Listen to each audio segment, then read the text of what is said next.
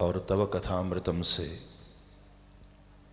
हमें आनंद देने वाले परम श्रद्धेय पूज्य पुंडरीक जी,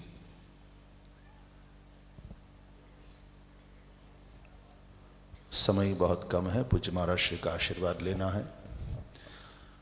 मैं आज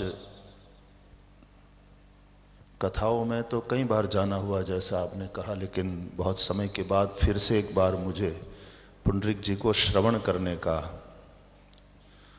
सुयोग प्राप्त हुआ, वो भी मौनी अमावस्या के दिन यहाँ कुंभ में। श्रवण करके अंदर से जो एक आनंद, एक गौरव, एक प्रसन्नता और एक संतृप्ति का जो एहसास है, उसको कुछ शब्दों में प्रकट कर दूं। किसान जब खेती करता है तो अपने पुरुषार्थ की वो जो फसल काटता है, भगवान की कृपा की वर्षा होती है और अपने पुरुषार्थ की जब फसल काटता है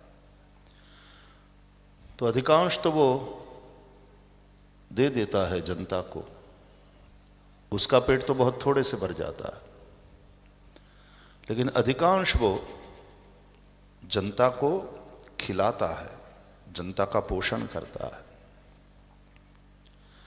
लेकिन थोड़ा सा उसमें फिर वही बीज बचा रहता है और वो अपने क्षेत्र में फिर से बोता है। जनसमूह तो खाता है, लेकिन बचा हुआ अपने ही क्षेत्र में बोता है और वो बोया हुआ, वो खाया हुआ ठीक है, जीवन देता है लोगों को, लेकिन जो बोया हुआ है वो फिर से एक से अनेक बनकर और ऐसी समृद्ध फसल के रूप में प्रकट होता है कि उसको देखकर किसान बहुत प्रसन्न होता है। दो प्रकार से, एक तो अपने पुरुषार्थ का और भगवत कृपा से मिला हुआ इतना सुंदर फल, और इसके द्वारा जनता का पोषण होगा, ये जगतात है किसान, और साथ साथ फिर बचे हुए बीज फिर से बोने के लिए। मुझे लगता है ये गुरु परंपरा और आपकी जो परंपरा है, ये ऐसी खेती है, जन जन का उससे पोषण तो हुआ ही आध्यात्मिक रूप से, लेकिन फिर जो बोए हुए बीज है वो आप रूपी क्षेत्र में इस तरह से बोए गए कि ऐसी एक फसल हुई कि बड़े पुरखे तो प्रसन्न होते ही हैं, लेकिन इसको देख करके जिन हम लोगों को पोषण मिलता है, हम लोग बड़े परितृप्त हैं, बड़े प्रसन्न हैं। बस अपनी मैं इस प्रसन्नता को व्यक्त करते हुए, और ये खेती परंपरा से सतत चलती रहे और ऐसे उत्तमोत्तम बीज मिलते रहे और हमारे आध्यात्मिक देह का, हमारे आध्यात्मिक जीवन का इससे पोषण मिलता रहे, यही श्री रमण बिहारी सरकार के चरणों में प्रार्थना करते हुए, पूज्य महाराज श्री के श्री चरणों में दंडवत करते हुए हम पूज्य महाराज जी से आशीर्वाद ग्रहण करेंगे। जय श्री कृष्ण।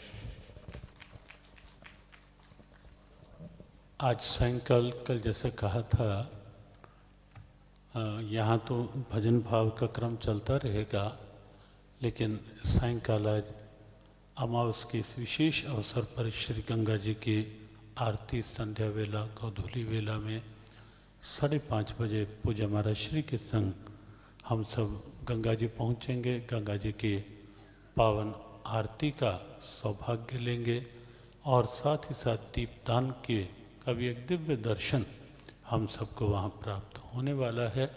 पूज्य महाराज श्री के का आशीर्वाद, और कल से ये क्रम प्रातःकाल सायंकाल उसी प्रकार चलते रहेंगे। कृष्णाय वासुदेवाय हरे परमात्मने प्रणतक्लेशनाशाय श्री गोविंदाय नमो नमः। ठाकुर हमरे रमण बिहारी, हम हैं रमण बिहारी के, साधु सेवा धर्म हमारा, काम न दुनियादारी से। कोई भला कहो चाहे बुरा कहो, हम हो चुके रमण बिहारी के। श्री रमण बिहारी लाल की।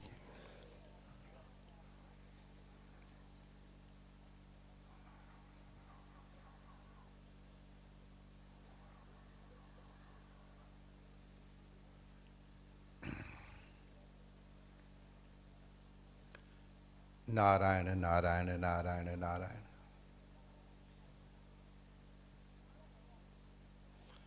मौनी अमावस्या के दिन कथा, ये बदतो व्याघात सा लग रहा है। जैसे कोई कहे मम मुखे जिह्वा नास्ति, मेरे मुंह में जीव नहीं है। अरे तो माय डियर, जीव नहीं तो बोल कैसे रहे हो मेरे मुंह में जीव नहीं है? तो इसको बदतो व्याघात कहा जाता है। तो कह तो रहे हैं कथा और कह रहे हैं मौनी अमावस्या, तो ये गोस्वामी कर सकता है। इसको आप लोग थोड़ा समझें। एक इंद्रियां जीव को खींच के ले जाती हैं, परांचिखानी व्यतीर्ण स्वयंभू, खींच करके ले जाती हैं। तो वो हम इंद्रियों के गुलाम हो जाते हैं। कहीं सुंदर रूप देखा, कहीं सुंदर शब्द सुना, कोई मधुर रस देखा इत्यादि, तो इंद्रियां बलाद अन्यत्र नीयते। तो ये इंद्रियों के गुलाम की पहचान है। उन्हें लोलुप भी कहा जाता है। लेकिन एक इंद्रियों का स्वामी भी होता है, जिसकी इच्छा से इंद्रियां संचारण करती हैं, संचरण करती हैं। वो जहां जिस तरह देखना चाहेगा उस तरह देखेगा। रूप के दर्शन तो करेगा, लेकिन जिस ढंग से रूप दर्शन का आदेश देगा, इंद्रिय उसी रूप में दर्शन करेगी, श्रवण करेंगे इत्यादि। तो जो इस प्रकार अपनी इंद्रियों के स्वामी हैं, इंद्रियों का एक नाम गो भी है, तो उन्हें हम लोग श्रद्धापूर्वक गोस्वामी कहते हैं। तो ऐसे जो गो के स्वामी हैं, इंद्रियों के स्वामी हैं, वो इंद्रियों के पराधीन नहीं है, इंद्रियां उनके पराधीन हैं। इसलिए उनका न बोलना भी कथा है। हमारे यहाँ है, अभी चर्चा चलाई थी। और उनका बोलना भी मौन है, क्योंकि इंद्रियों के स्वामी हैं। तो मौनी अमावस्या के दिन पूज्य हमारे पुंडरीकाक्ष भगवान श्री कृष्ण राधा रमण जी, रमण बिहारी जी व्यास आसन पे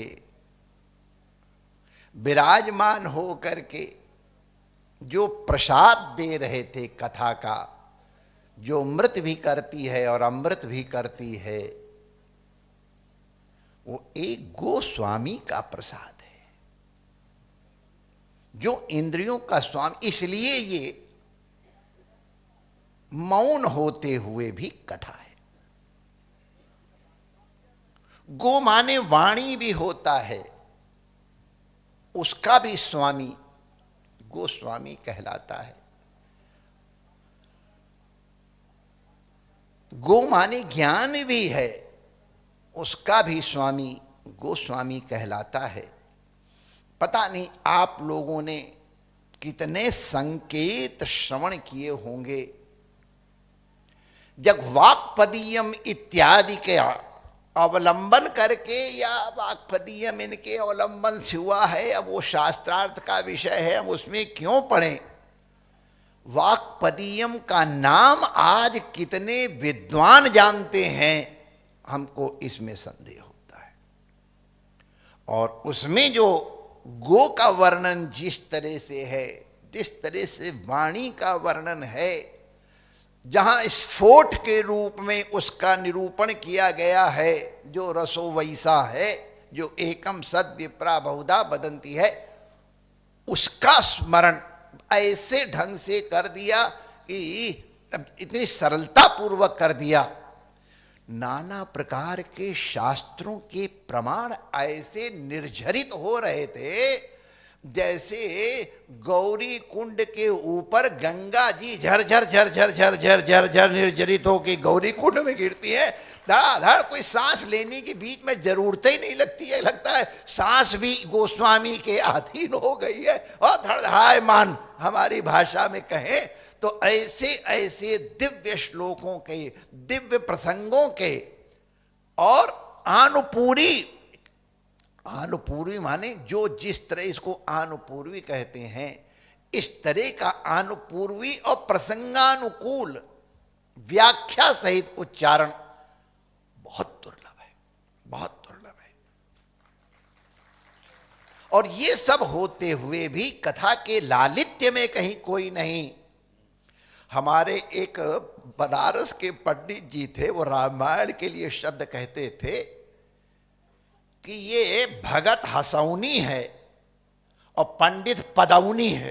पंडित अब उसकी व्याख्या हम क्या करें, तो ये कथा भी इसी तरह से भक्त हंसौनी है, लेकिन कोई चांडित्य लेके पांडित्य वाला बैठा हो तो उसके लिए वो दूसरा वाला नाम हम नहीं कहेंगे, बार बार सब लोग हमारी हंसी उड़ाएंगे, अटक जाएंगे महाराज उन। वाह अद्भुत। चल हम ज़्यादा बोले दे रहे हैं, हम उसको कोशिश करेंगे, अब रोक ही देते हैं, क्या रोक कोशिश करेंगे, हम भी तो आखिर स्वामी ही है, ऐसी बात थोड़ा, स्वामी जी ऐसे थोड़ा आपको लोग कहते हैं। ये कथा को जितना बढ़ाना चाहो बढ़ा दो, और जितना हमारे गुरु भाई हंसदेव जी थे, उठा दिए, उनका हैंड पंप चालू रहना चाहिए बस। जितने हजार आदमी आए सबको वो छाछ पिला देते थे, जितने भी आ जाए सबको दाल मिल जाती थी। हैंड पंप जो है उनका बरकरार। तो कथा और छाछ जितना चाहो बढ़ा लो, जितना चाहो घटा लो, हम दिन भर प्रशंसा करेंगे, लेकिन जो बात हम कहना चाहते हैं हृदय से वो हम नहीं कह पाएंगे, ये हम जानते हैं। और यही इसकी अनिर्वचनीयता है।